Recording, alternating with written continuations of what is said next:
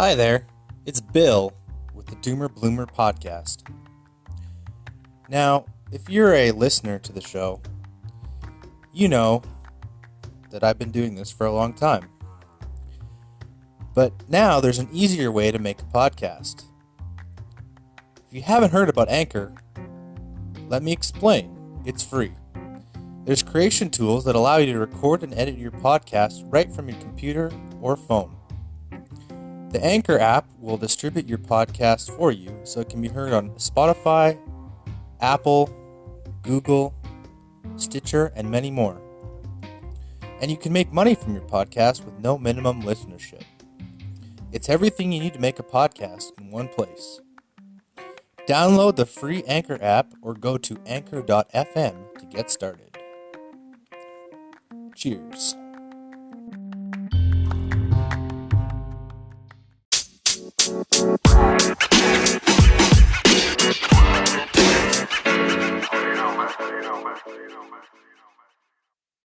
We're live.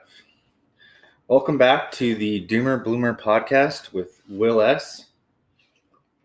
and the partial resurrection of Jon Win. How you doing today, John? I'm good. As one of the initial founders of this podcast, it's good to be back on after a certain hiatus.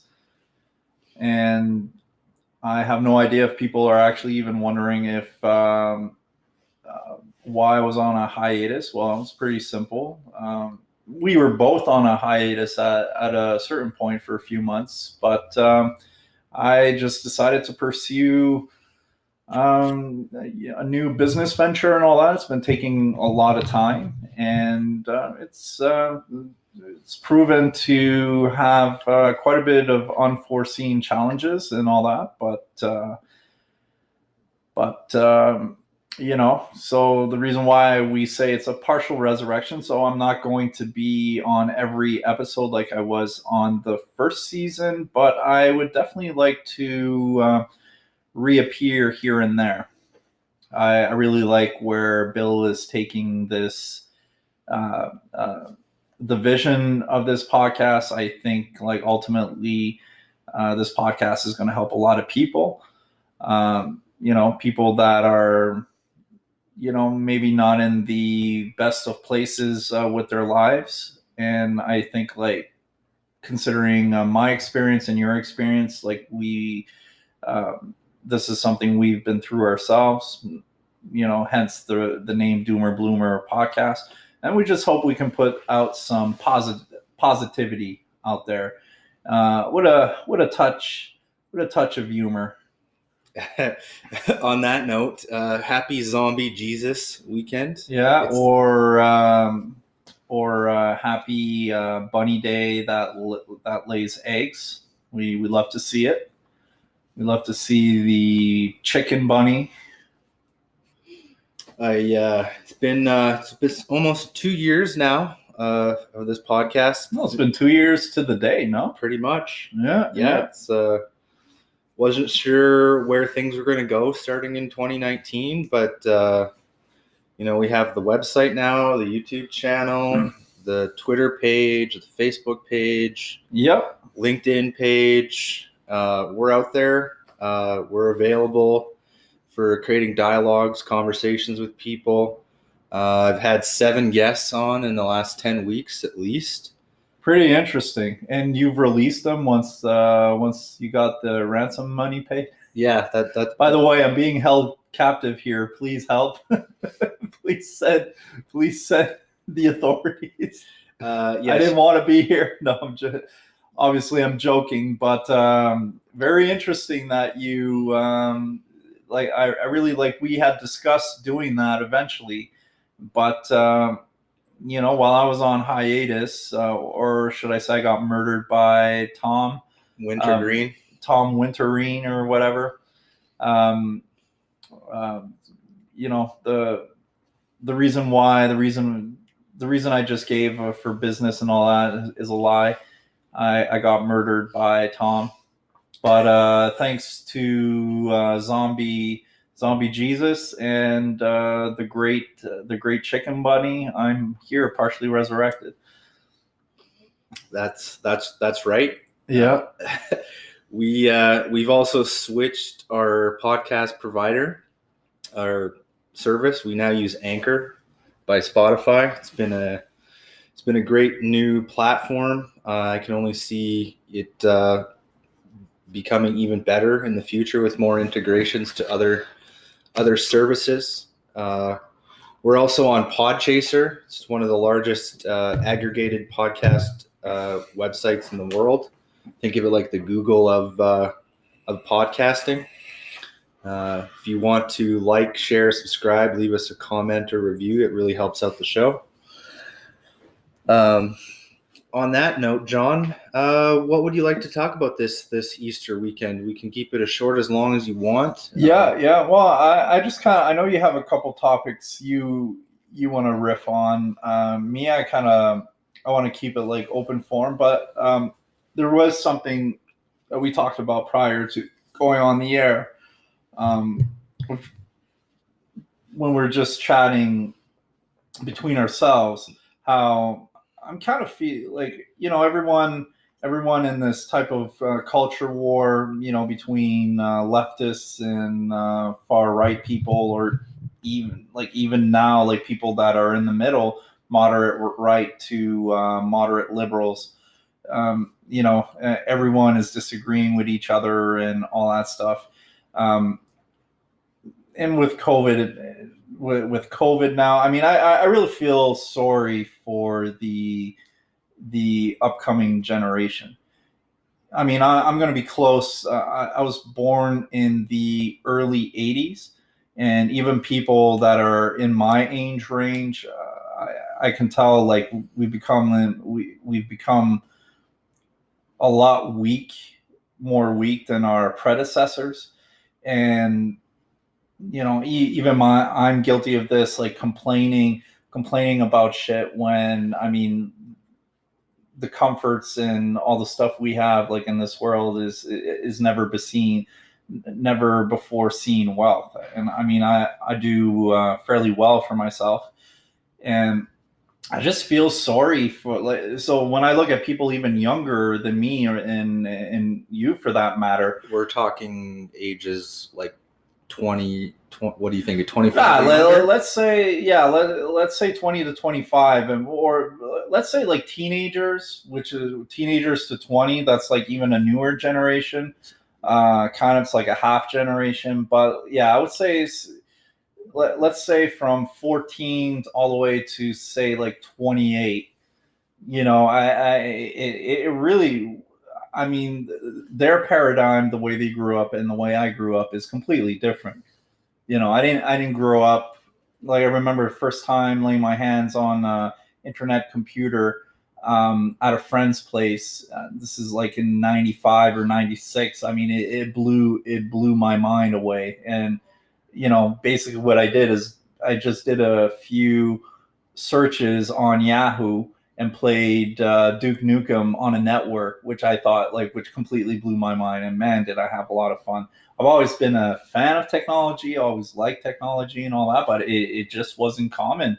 I mean, this was a rich kid that had access to that. I mean, 99% of the people I knew, then if they had a computer, didn't have internet, or, it was just a rare thing. And now we're in the Fortnite generation. Well, now I mean, so when I say I feel sorry, I don't feel sorry because we have all this wonderful technology and all that. It's just, the infrastructure, this technological infrastructure, is creating a lot of never seen before impacts on even older minds, including like even my mom and stuff like that. Like the way the media is just like pumping up a whole bunch of disinformation and propaganda. But now, like before, like when I was growing up, we were growing up in an age where we call it the information age, right?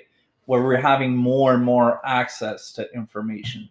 But now it's not that we have access to information. We're fucking swimming. We're in information. bombarded. Yes, constantly. Yes. You can't. Like for myself, I try and deliberately limit certain things, right? Like when I go to bed, it's on airplane mode. You won't be able, like I don't pick up my phone when I go to sleep. Yeah. I have times of the day where I completely put my phone on silent and I don't let it ping or make any noise whatsoever. And I think that's important. Setting boundaries is important, I think, in today's technologically bombarded society. Yeah. I totally agree. Like I told you, right? Like I've been practicing quite a bit lately. Like I used to call it meditation, but it's not always meditation. I try to do at least 1 hour a day where I'm not watching anything, I'm not listening to music, I'm not reading anything. I'm just completely, everything is turned off and I'm alone with myself. And before I tried to practice it as much, to consider it like as much as possible as meditation, where I would just breathe and focus on my breath and allow whatever thoughts, emotions, feelings, and all that stuff rise to the surface and be completely detached from it. And I still do that, but a lot of times I actually don't even want to focus on my breath. I just want to fucking argue with myself, or I just want to reframe things, or I just actually want to analyze and go into deep thinking, which is not the same as meditation.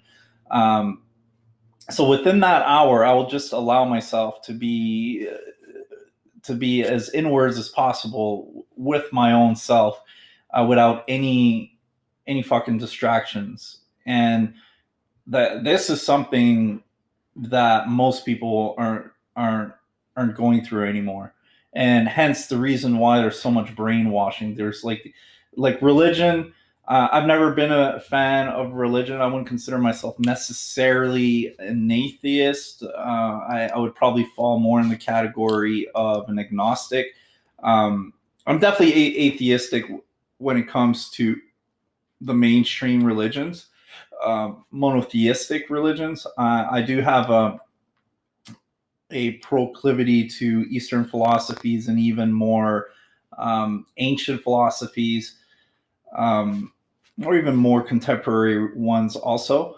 Yeah. But like something like philosophies that don't necessarily revolve around anything supernatural or a particular deity or whatnot. But I there's certain things I contemplate that might be considered a little metaphysical. For instance, like this, like the theory of panpsychism.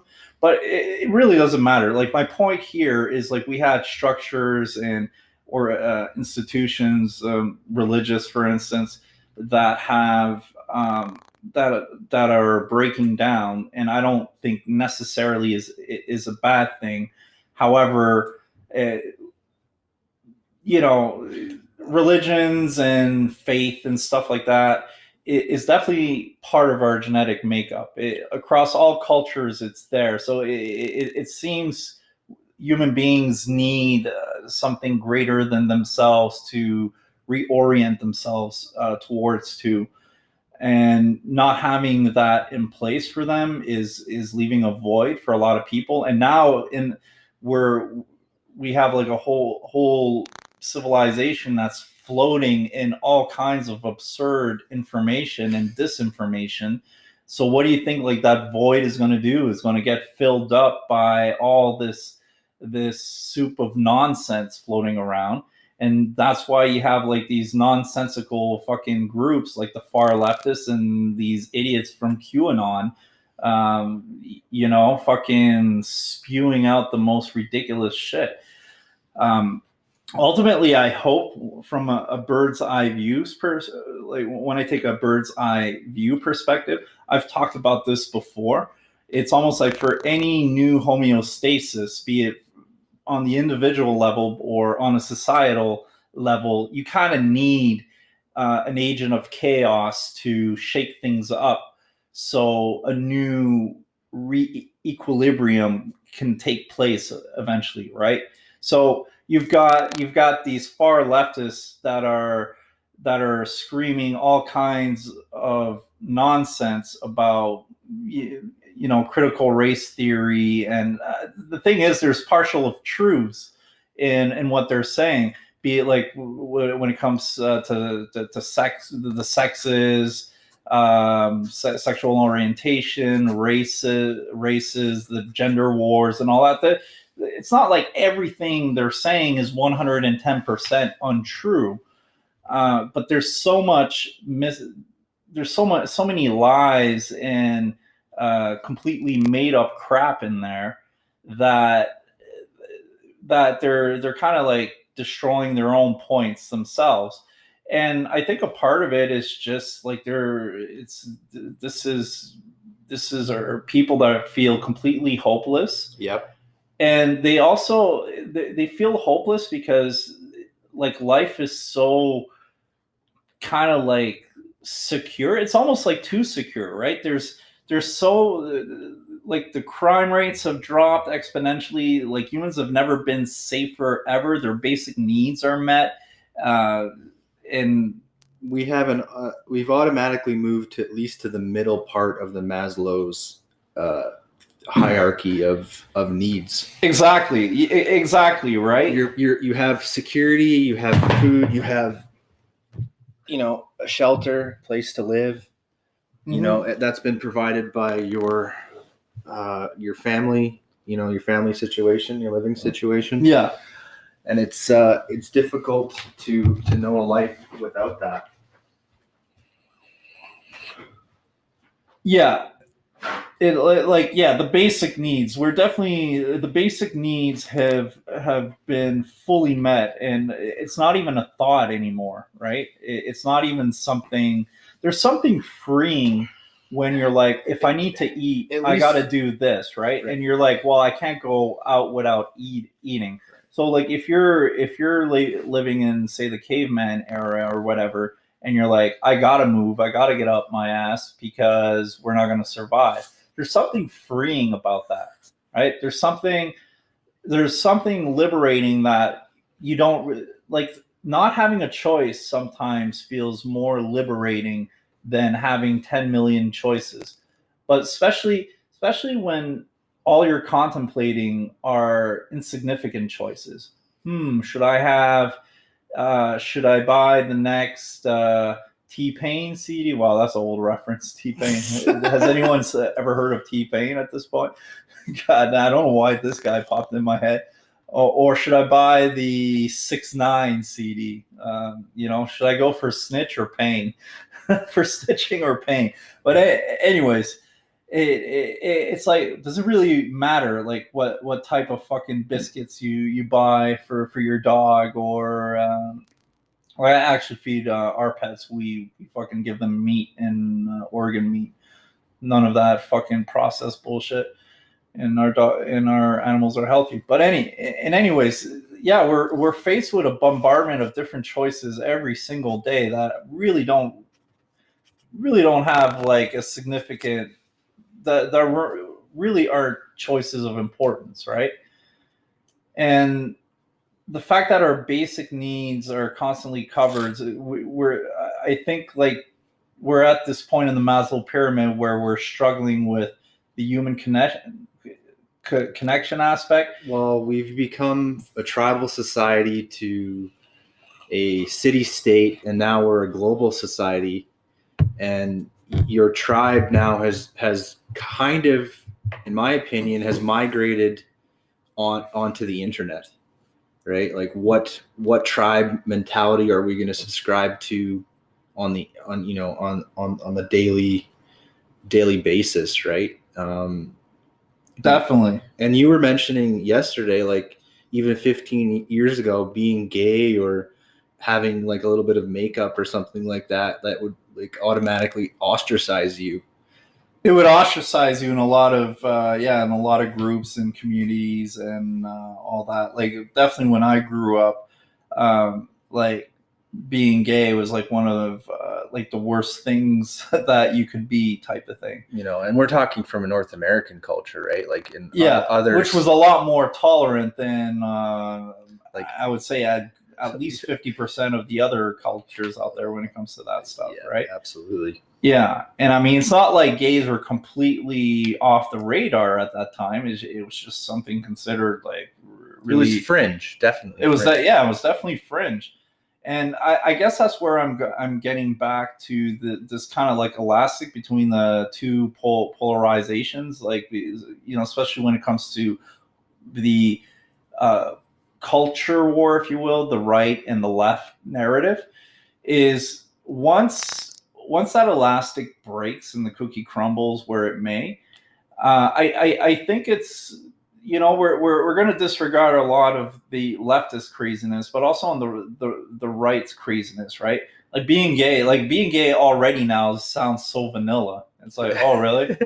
Cool. It's just like, it's what variant do you want to be now? Yeah. So if that like far left extremism can help, you know, take these marginalized people, because let's be real, let's not pretend there wasn't like any marginalization for all these types of be it orientations or races or like even genders and shit like that.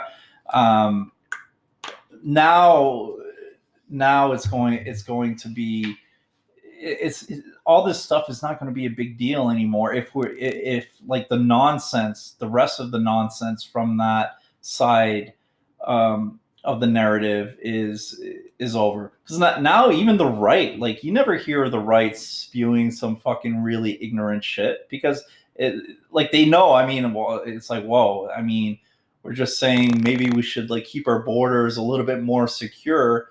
And it's like racist Nazi and shit like that. So you know, they're already dragging even the right, like the nonsense from the right, into a better place, right? It's just like it's going to an extreme, but at the same time, arguing for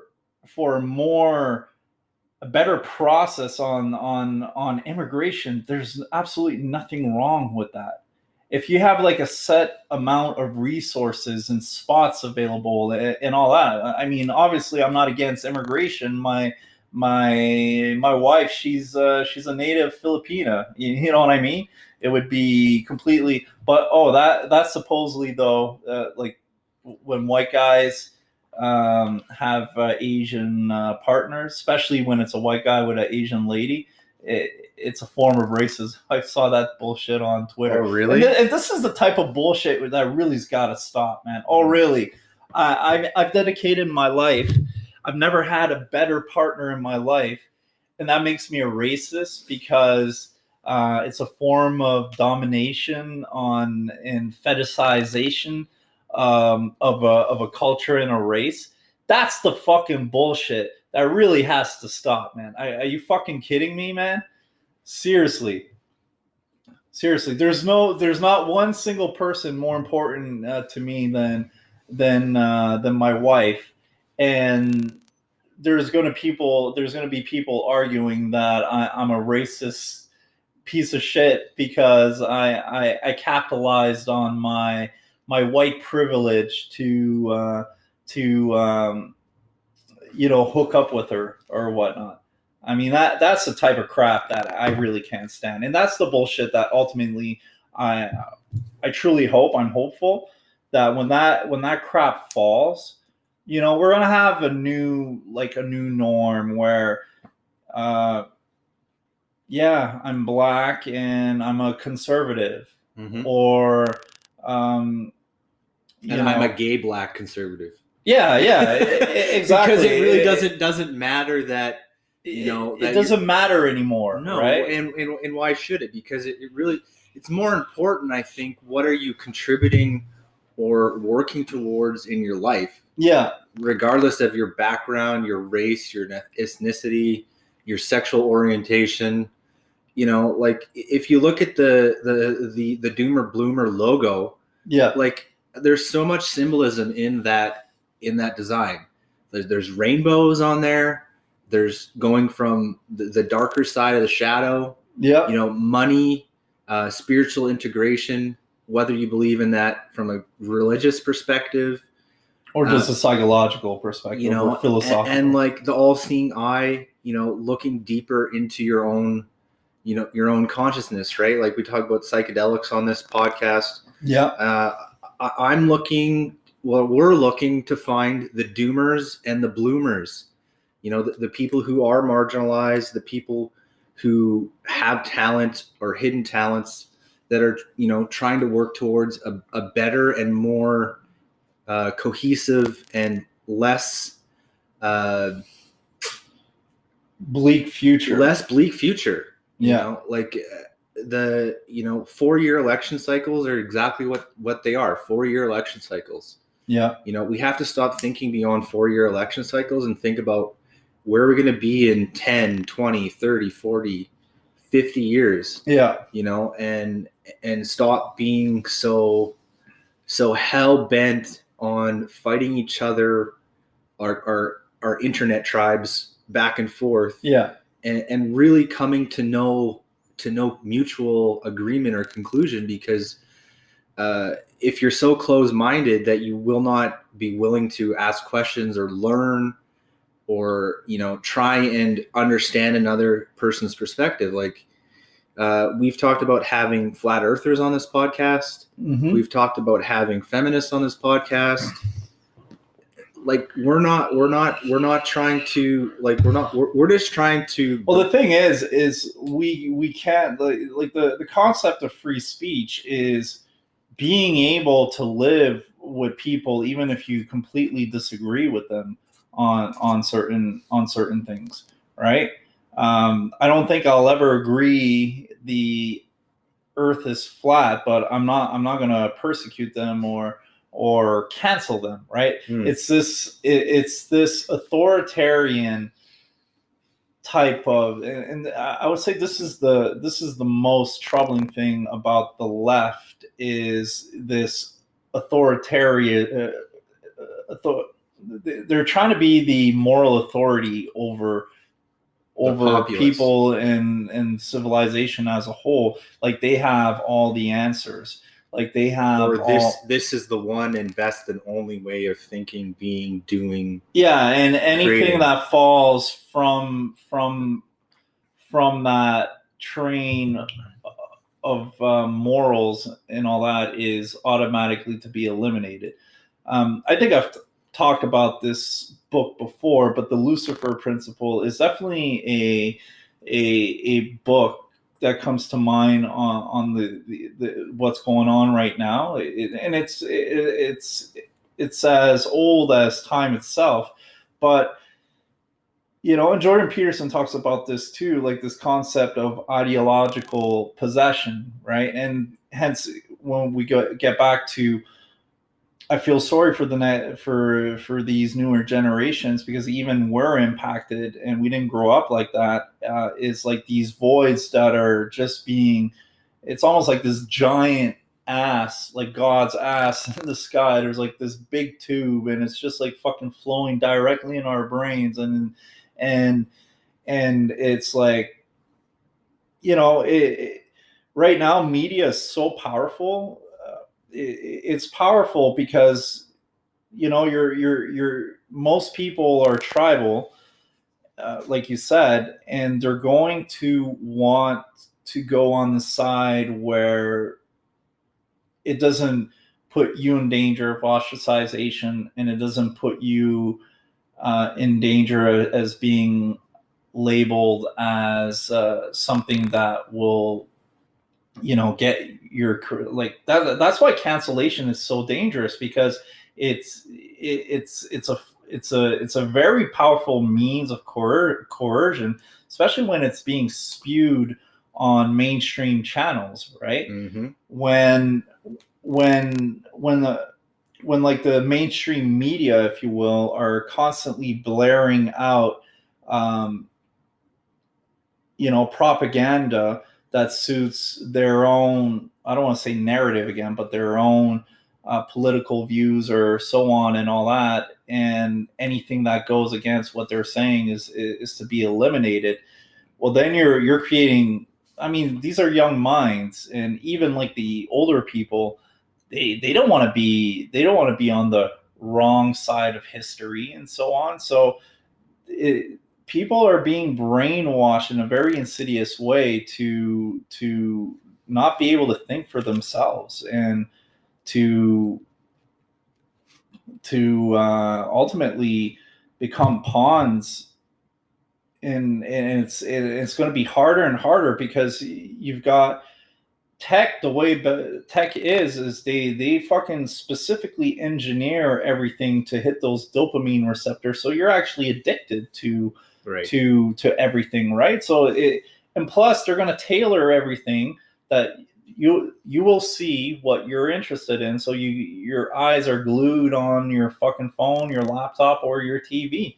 So it's very scary to think that there's going to be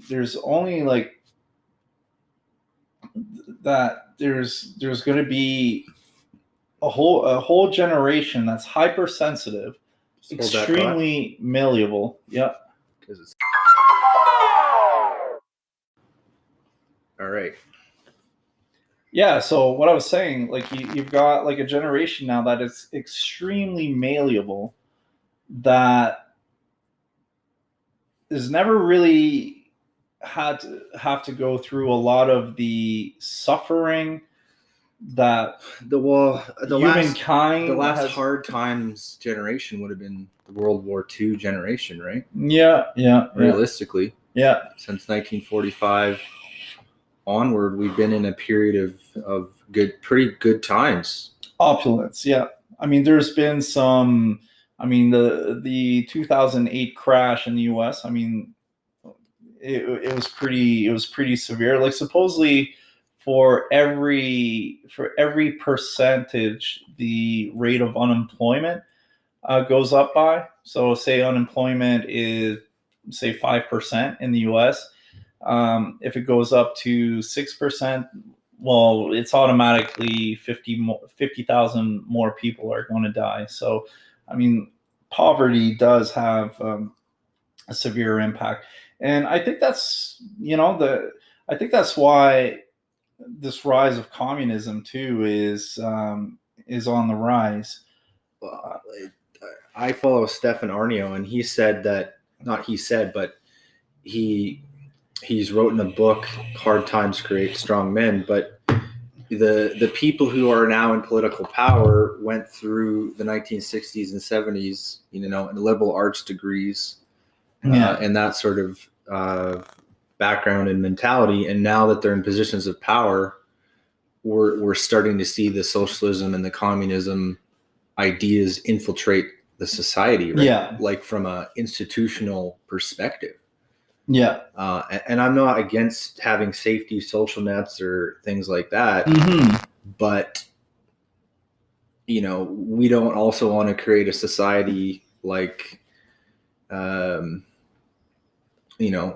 I guess we're kind of there in a way, in lots of ways that we're already at, like, have you read Atlas Shrugged? No. And that's like considered like the ultimate capitalist Bible, right? Is that by Ayn Rand? Ayn Rand. Yeah. I've heard about it though. Yeah, she was like this ultimate capitalist and all that, and she. Yeah, and I disagree with her constantly, because I did kind of like get a summary, looked at stuff that summarized her philosophy, especially when it came to capitalism. But I mean, we're not talking about like having socialist safety nets. We're having people more and more push for a completely communist society, saying that capitalism has completely failed. And I mean, it's understandable when you see like the rate of inflation and salaries like staying pretty much flat, and like the power of your dollar losing a lot of its power, but you're seeing like this 1 or 2% of society like fucking just bring everything just like making absurd amount of money. As a young person, like I heard this is by Winston Churchill. If you have a heart in your 20s, you're a liberal. If you have a brain in your 40s, then you're a conservative.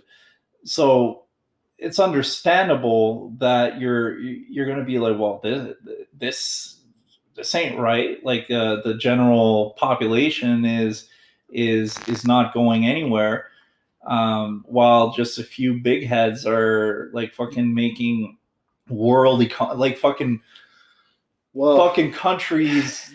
They're making like the money from small countries. They're like they have more money than small countries. Like Apple is something like, I think it's something like 20, like the first, like the last, like say 50 countries in the world, like the poorest countries. Well, Apple has more money than all those countries combined, type of thing. Don't quote me on the exact figures here, but it's actually preposterous.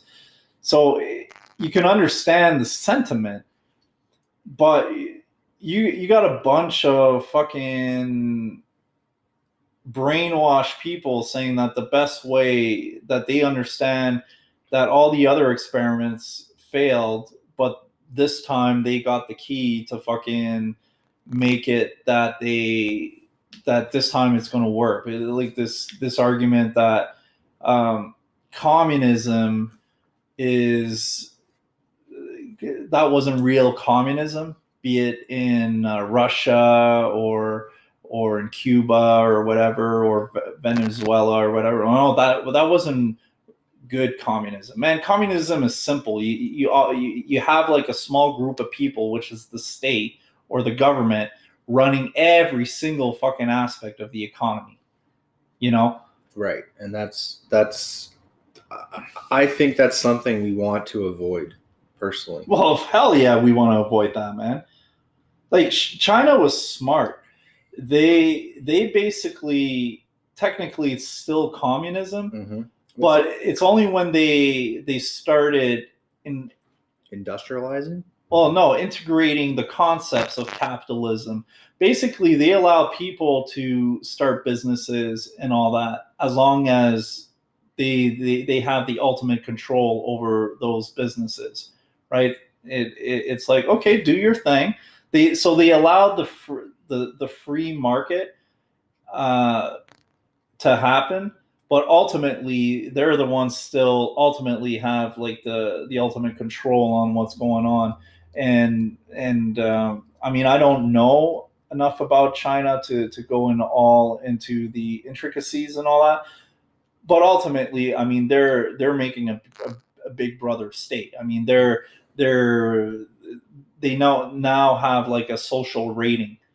They have cameras everywhere. They're going to monitor everything you do on their citizens' social media and all that. So if you play too much video games, it decreases your social rating. If you have too many people that have bad social ratings in their equivalent of Facebook or email contacts, that will lower your social rating. That is like some next level fucking Big Brother shit, and this is like happening right now.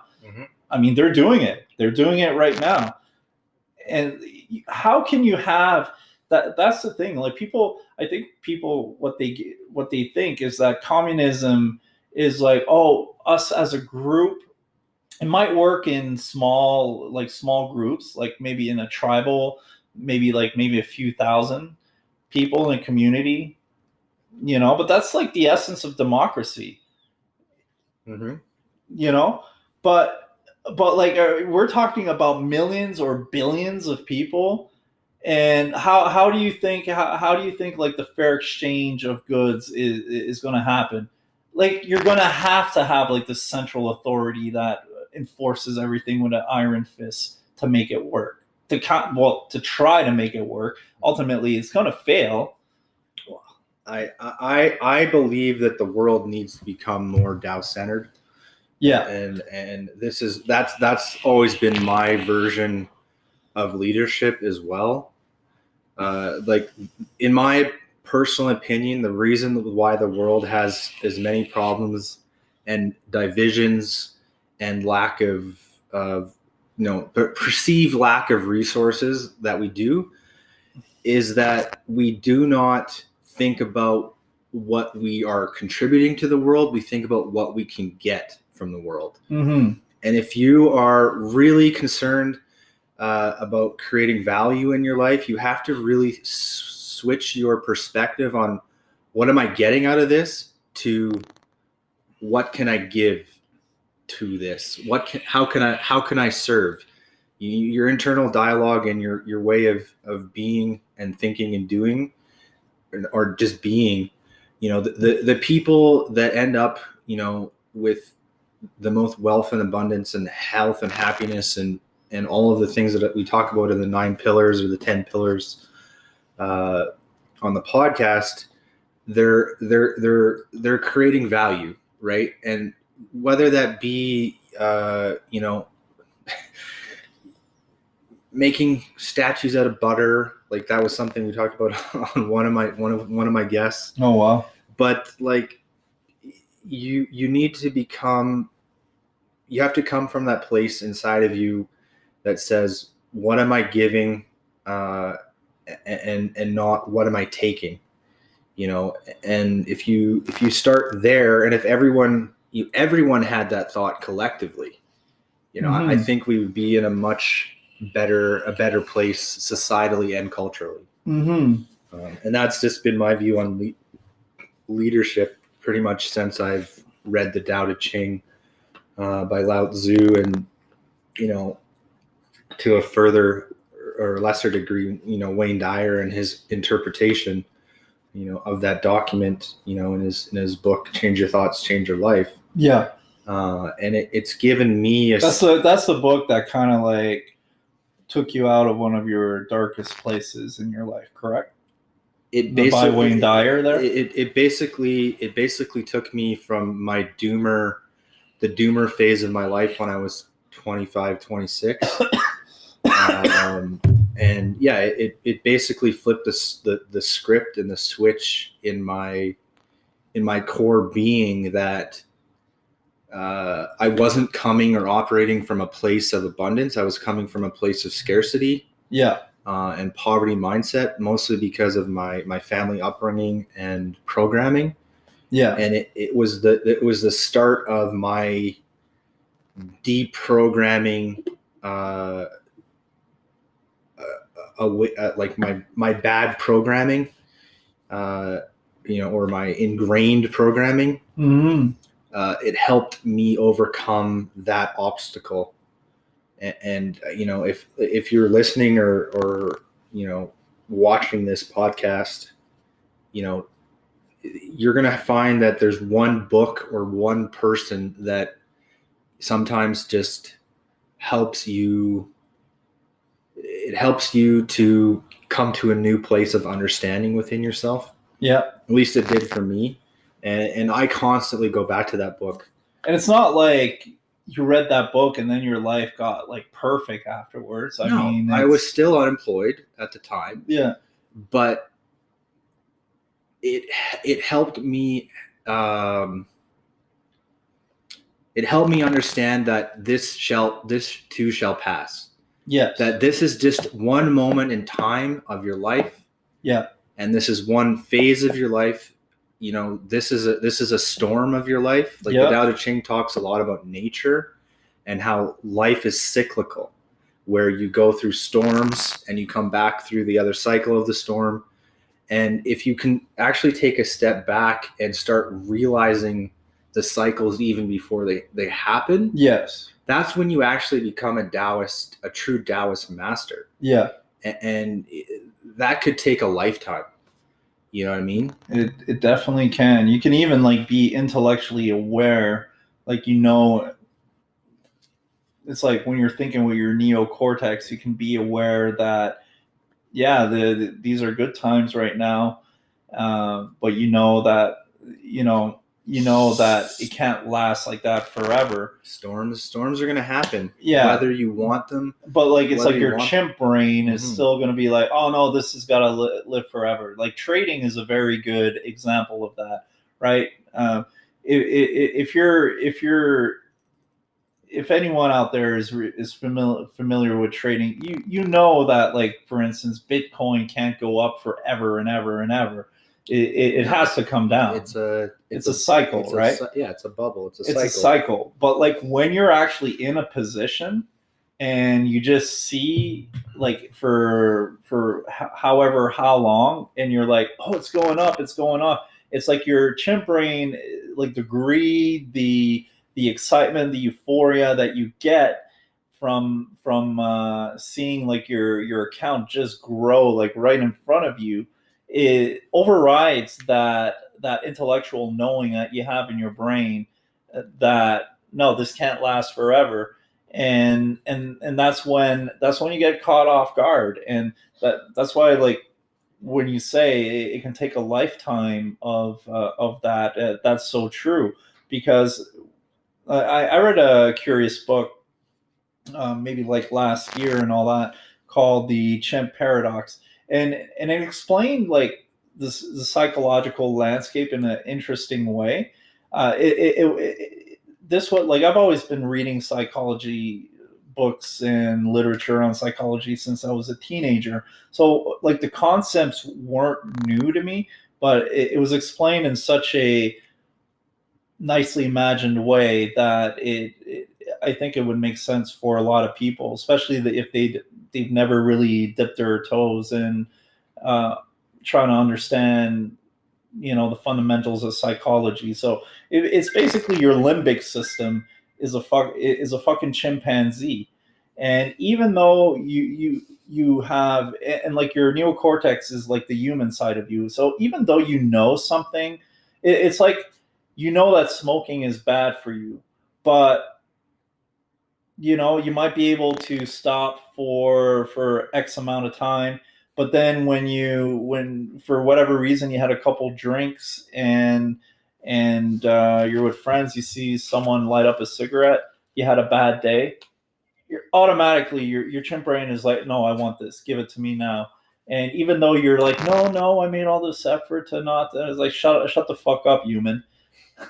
Chimp is in the house now. Mm-hmm. All right, King Kong don't got shit on me, right? And then you're overridden, right? And that I think that's why, like, meditation and taking time to look inward, because like right now we have like fucking hyperactive chimps in our brain because like we're being bombarded with all this information constantly, and having like a philosophy that promotes calm and promotes inwardness and all that, I think is so important. And yeah, I consider myself someone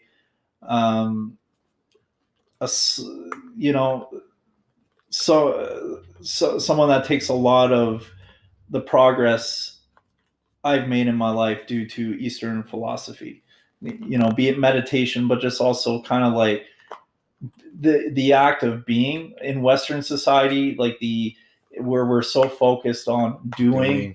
If you want something done, you got to do something all the time instead of being, right? And I've noticed a lot of, and I fall often for that trap myself. But a lot of times, like when you get to a point where you're in harmony with your core self, like action doesn't take effort, right? It's the Tao Te Ching says that non-action is sometimes more powerful than deliberate action. Yeah, because you can spur yourself to a new level by just understanding that you're going to achieve the thing you're going to achieve by letting it come to you and being that rock in the stream, versus always having that hard charging sort of action taking mindset, and you might blow by the thing that you were looking for, right? Definitely. Then being the stream and letting it come to you. Yeah, because if you're too much focused on action, that means you're fighting certain aspects of yourself. because I truly, even if you're a true extrovert, every human being needs to have like a certain amount of harmony, like especially if, like, I would say like most people, 90% of what they do it because they feel they have to, not because they spontaneously want to go in that direction. Like, I mean, think about, like, even brushing your teeth. Like, I want to brush my teeth because I don't want to have like stinky ass swamp breath and decaying fucking redneck teeth, like for the fucking Uncle Bob in the Appalachian Trail, fucking chewing tobacco all day. I don't want my I don't want that type of shit. But like the act, like nothing fun necessarily about brushing your teeth, but you do it because like you do it because it's something ultimately that is beneficial for I'm gonna you. start trying to brush my teeth with my left hand. Oh, you've listened to Jim Quick, right? Yeah. Yeah, I actually did that in the beginning of the year when I went full beast mode, where I took massive action for and that's good, right? Like I think you can sustain that for short bursts and periods of time. Yep. Whether that be a month, 2 months, or 3 months. But there is going to be a certain point where if you're not you're not really paying attention to your internal indicators, you can actually reach a point of being burnt out. Oh yeah, definitely. And that's what I've been learning through my leadership relationship and coaching program, is that if you don't take that time, and if you're always on 100% of the time, all day, every day, 7 days a week, you're going to be forced to take a break, maybe longer than you would, because you could get sick. Yep. Right. Your physical exhaustion, your mental exhaustion, and maybe you've been putting off, other activities like, enjoying going for a walk or going a bike ride, or, your regular gym workout. Yeah. Things like that. If you don't take the time to do the self-care, well, also action a lot of times is I would say is based on a deep-seated unconscious belief of scarcity, mm-hmm. right? You'll end up doing something over and over again in the hopes that you, like money is a good example. You're going to continue. I can't quit because then I won't have any money, and so you're filling your mind and body with like a continuous stress all the time, and that kind of creates a feedback loop where like you're overriding your natural propensity of like kind of like getting back in tune with yourself, and that just creates ultimately like bad unconscious beliefs in the end, right? It's like you said, I think it's you almost gotta, like, you put in the hard work. Like if you're playing Angry Birds, the hard work is to actually properly aim your bird and time it properly to destroy as many buildings as possible. But once you release that bird from the slingshot, then it's everything is already set in motion. So I would consider like doing like inner things to favor your inner space, your psychological well-being, or you can even call it spiritual, whatever you want to call it. But like make sure that your mind, body, and spirit is in tip-top shape. It's kind of like the same as calibrating the Angry Birds slingshot, to make sure that when you let loose and you let that action happen, then it's going to be directed in the right place. Because like when you're in that mindset of like action and all that, you might think it's like steering a car, but like no, like at this point you're doing 90% of the things you're doing when you're actually doing something is on autopilot, right? And even like your what you think is conscious or whatever, that's just like programming and shit that you've put in your mind like from before and all that. So it's it's essential. Like I think if more people, focus on cleaning up their mind, there'd be more critical thinking out there. So a lot of this disinformation and this crap wouldn't be affecting people as much. Secondly, people would be able to find their own inner strength and tools to overcome whatever dark places they're in. Trust me, like I have some old pictures where I straight up look like the fucking doomer meme. Like the fucking He does. I've seen it. Yeah, man. Like I can confirm this. Yeah, man. The fucking even gray, with the headphones and the headphones, the gray toque, the black hoodie, the fucking cigarette in one hand and the beer in the other hand, and straight like I was like the fucking doomer meme before the doomer meme even existed.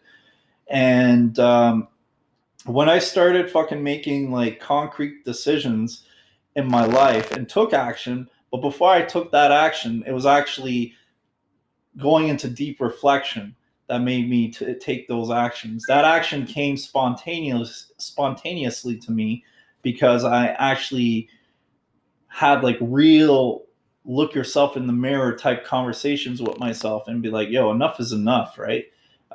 Take whatever tools you have inwards, and it's not going to be easy, but fucking you can't stay like this anymore. And I think I remember even like there's a particular date in particular, like in the 2010 is when I really kind of started snapping out of it like properly, like where I'm giving myself a minimum of excuses and making some hard decisions to get out of my comfort zone. And within a year, there's certain people that would cross me on the streets that kind of knew me, that asked if I had a brother called John, because they thought I was a different person, but I was related to the person I was like maybe a year or two before. That's how quick like that these types of transformations can happen. Mm-hmm. We kind of a lot of times we kind of overestimate how much progress we can make in a short amount of time, but we underestimate how much progress we can make in a more midterm amount of time. We were talking about this yesterday or in the day before when it comes to technological progress, but I think it can really apply to progress, personal progress in one's life. Yeah, consistent actions done on a daily, weekly, monthly basis add up to long-term progress. But sometimes just cutting out something bad, be it like a bad influences in your life, be them people or habits or whatever. Like sometimes, like don't underestimate like sometimes like what appear as insignificant or small actions, how big of an impact they can have. Like I would say one of the best things I did to exponentially grow my progress was to stop hanging out with certain people. Where all my days were fucking arguing about dumb shit, drinking, smoking, and fucking doing. You're the aggregate of the 5 people that you spend the most time with, whether that's in person or online or what have you, right? So indeed, if you want to upgrade your life, get around people who are on the same path, right? Yep. Or are at least either ahead of you or in the same mindset of improvement. Yeah, exactly. And at least stay away from people that are just gonna bring you down to your worst parts, right? Well, Robert Greene says, don't hang around the unlucky and unfortunate people. Yeah. right? That's just that's 48 law of power maxim, right? Yeah. Don't hang around those people, and you don't get dragged down to their level of bullshit. And I'm guilty of this. You know, I've spent some time around people that really weren't going anywhere in their life, and Yeah. it got me, you know, coming back to a bad place of, or worst place of thinking, right? I got off my purpose that I was working towards, Yep. just because I got bogged down in their nonsense. I think we're going to go into another half hour here. Yep. So this podcast has been a labor of love. It seems to be getting, in my opinion, better every week, every month, like considering some of the earlier episodes. And I mean, they're in the archives, obviously, but we're working towards put it like, I think of it as legacy. Like, you know, to me, Doomer Bloomer podcast is going to be a legacy. Yeah, do another one. All right, here we are. And so you were talking about legacy. Yeah, you know, think about, you know, I like 7 Habits of Highly Effective People, and you start with the end in mind, right? Yeah. Visualize your funeral, right? What do you want people to say about you or about your life, you know, at your funeral? Like, when, you know, think about, project yourself, you know, in your mind. I'm hoping that I'm going to live to at least 100 years old. Yeah. I think with, you know, good diet, exercise, technology, you know, gene therapy is coming, right? Getting yourself to a point where, you know, you're eating good food, being healthy. You know, at my 100th birthday or whatever, or if I'm still on the planet, I want to have left a legacy that's been positive, right? I want to break the cycle of poverty within my family. And I want to have a life of abundance where, you know, I'm not just, you know, living day to day. I've gotten to the point where I'm at I'm in a complete abundance and alignment with my purpose on this planet. And I've reached a point of contribution and giving back. That's ultimately what I'm striving for, right? Yeah, I'm at a point where I'd rather die than, I'm not even joking, man. I'd rather die than fucking continue living, even though, I mean, I can't complain about my lifestyle right now, but I want to get to, like, I'd rather die if, you don't want to be in decrepitude, is what you're saying. Well, well, definitely, right? And I'm going to get to like the age part of things, but I'd rather die than spend the rest of my life just complaining, worrying about I can't do this because I have to do all this to get this amount of money for me to do this and all that. Like this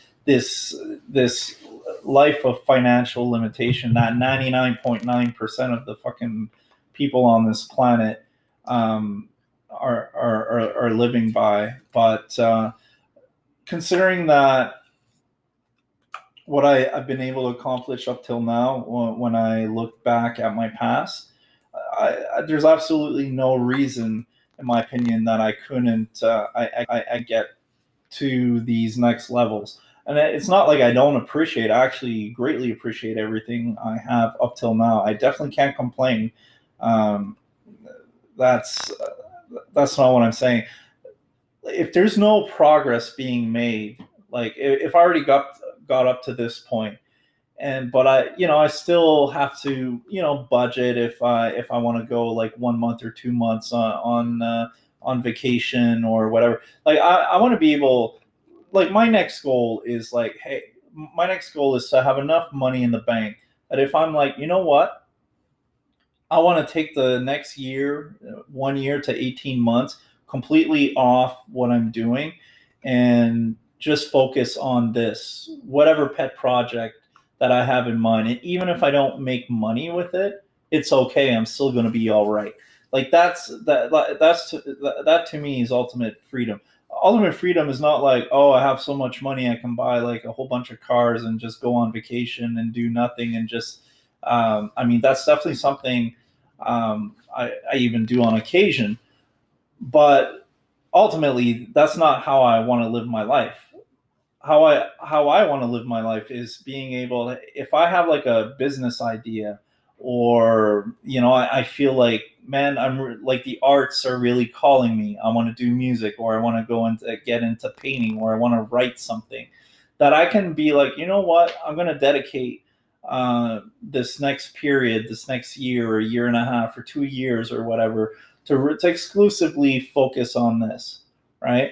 And not have like the financial pressure to keep on diverting my attention to do stuff that I'm not interested in doing anymore, right? I'd rather die than be like, well, no, life is, you got to work, and then maybe when you're at 65, 70 years old, then you can retire and live within your means. I mean, that's such a limiting way to think of life. That to me, I'd rather die than have that goal. Like, even though I'm not at that point right now, at least I have like something to work towards to. But if you took away that vision inside of me, I'm like, what's the point? Like, what's the point of all this? Like, did I go through all this fucking strife and sacrifice and all that just to fucking be another cog in the machine? You know what I mean? Like, to me, that's unacceptable. I know exactly what you mean. Stefan Arnio calls it dead money, working for dead money. Yeah. Whether that be in a high stress or high pressure environment or the corporate environment, but if you're not living your life purpose, yeah, or working towards your life purpose, and that could change through the course of your life as well. Like who I was at 21 and what I wanted at 21 versus what I want at 31 is completely different. Yeah.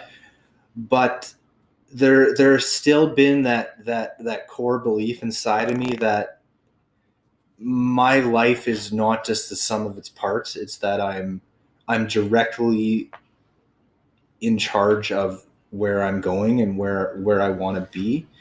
And I know ultimately, this point in time, I don't want to work for other people, in the traditional sense. You might do a contract for them, or right? Something yeah, like that.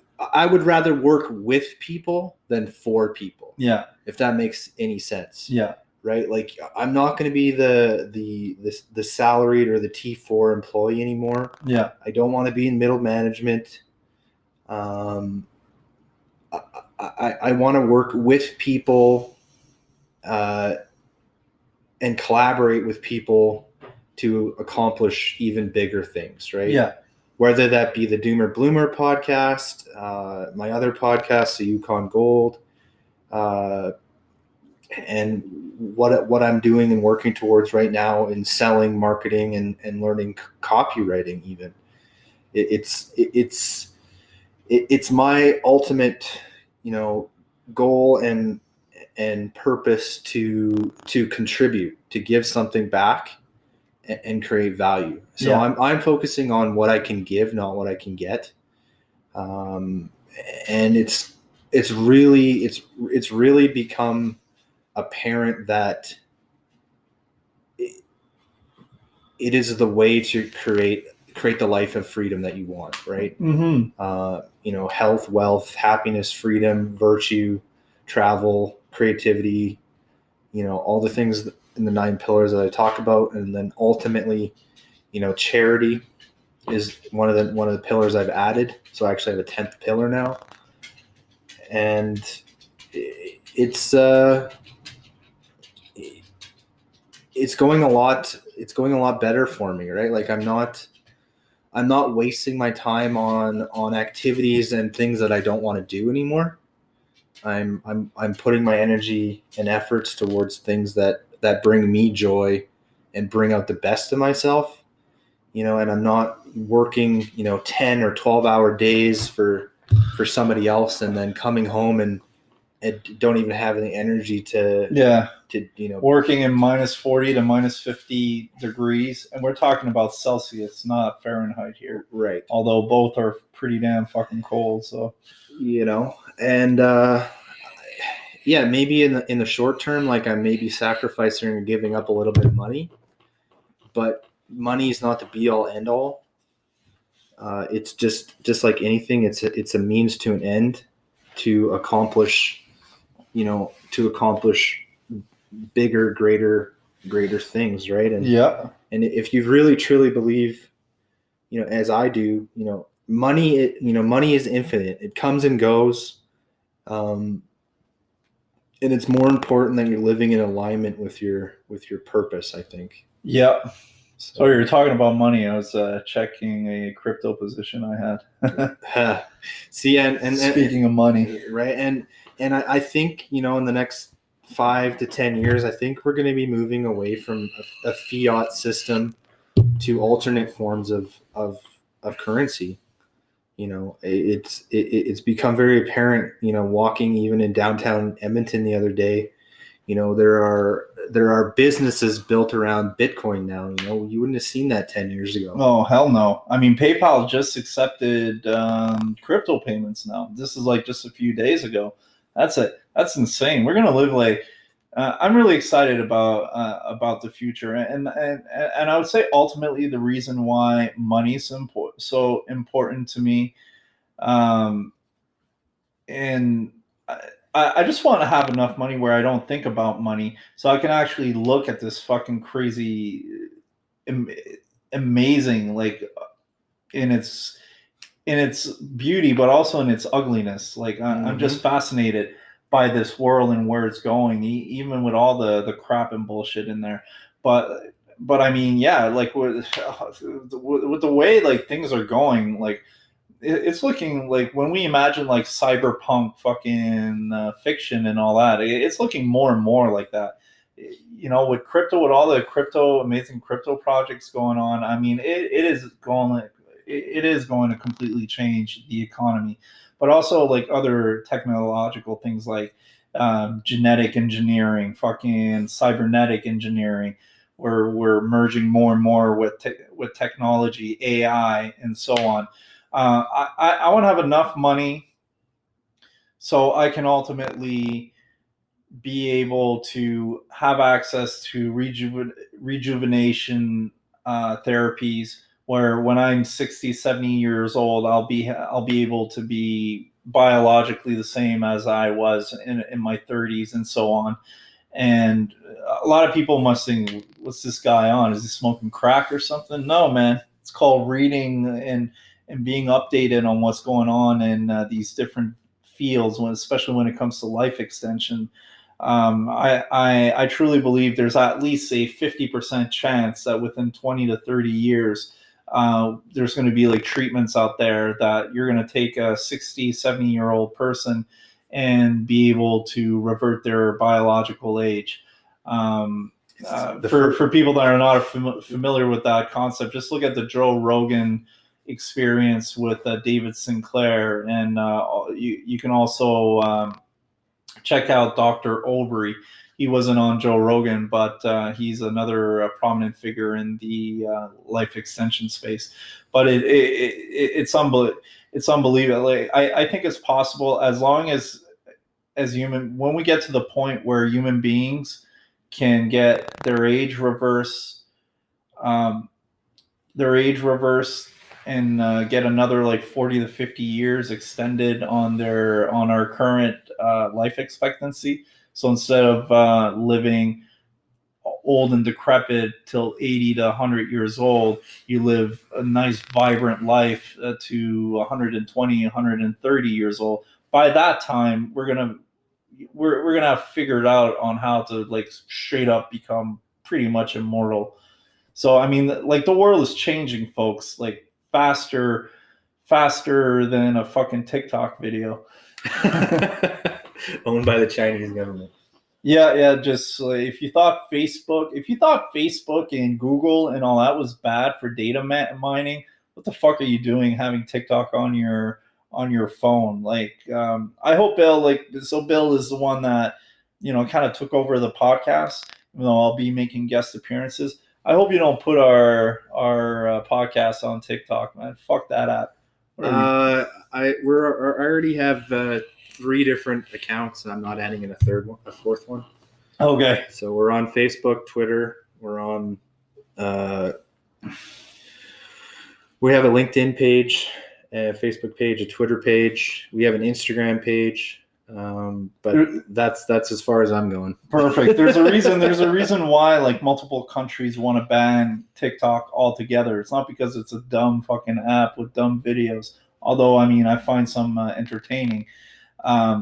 It's because it's completely fucking data mining everything that's linked to your TikTok account. So if it's on your phone, everything that's on your phone is being funneled all the way to the Chinese government's database. And like, this ain't a conspiracy. This is not like some Alex Jones makes the frogs gay type bullshit. This is legit what's going on, and that's why like many countries are trying to ban this. So, well, I didn't think I was going to talk about TikTok, but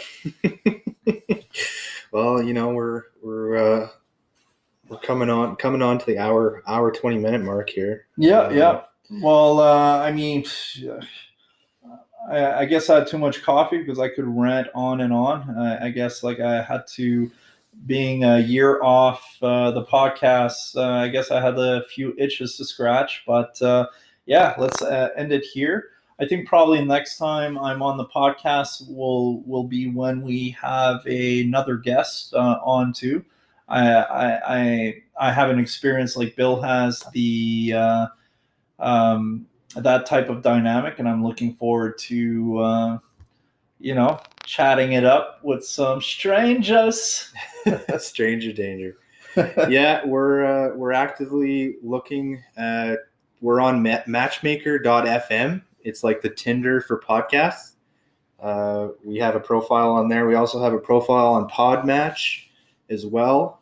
We're also looking at doing guest collaborations with other podcasts.